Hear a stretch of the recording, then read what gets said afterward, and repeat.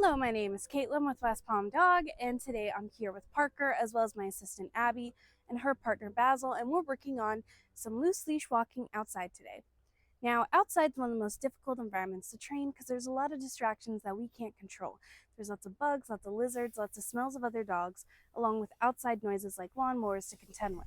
But it's still important that we work outside because that's where the majority of a dog's exercise is going to happen. Now, what we're going to be doing today is keeping it pretty simple. We're going to be walking up and down the path. And the reason why we're keeping it simple is because one of the biggest distractions you can add on a dog's walk is another dog.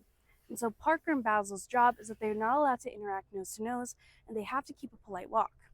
Now, the rules that consist of a polite walk are no pulling, no dragging, and no sniffing the ground. We always start with the dog's name and then the command. So I'm going to go ahead and readjust Parker's collar here, and it's going to be Parker, let's go.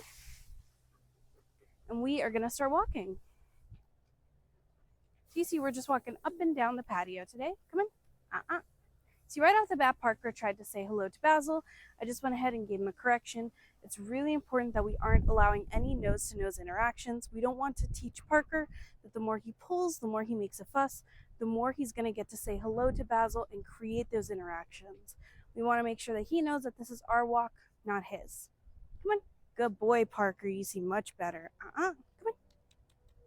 Parker, come on. Good boy. See, I gotta encourage him quite a bit around those turns. He is very distracted, but I like that he's not pulling me ahead. I like that he's not dragging. Come on. And he just needs that little bit of extra encouragement. Come on. All right, Abby and I are gonna go ahead and switch sides. Let's go. You see Parker's giving me a little bit more resistance. You see Basil's doing really nicely. Come on. Even though Parker is turning his head towards Basil, even though Parker is looking at Basil, even though he's really being a little disruptive to Basil's walking pattern, overall he's doing a really nice job of staying focused on Abby despite this distraction. You see Parker's definitely more distracted on this side, and that's because we got this big old bush. But you see I'm just correcting as necessary and continuing to walk. I'm not going to stop the walk for any reason because I don't want to encourage this behavior. Come on. See Parker starting to settle out a little bit. Really nice. Come on. Come on.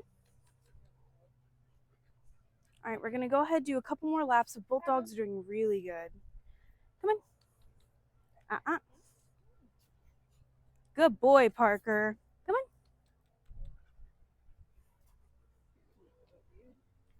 See, he definitely was a little bit distracted, but you see Parker's back to that really nice pace, and Basil's doing excellent. All right, we're going to do one more lap. Come on. Come on.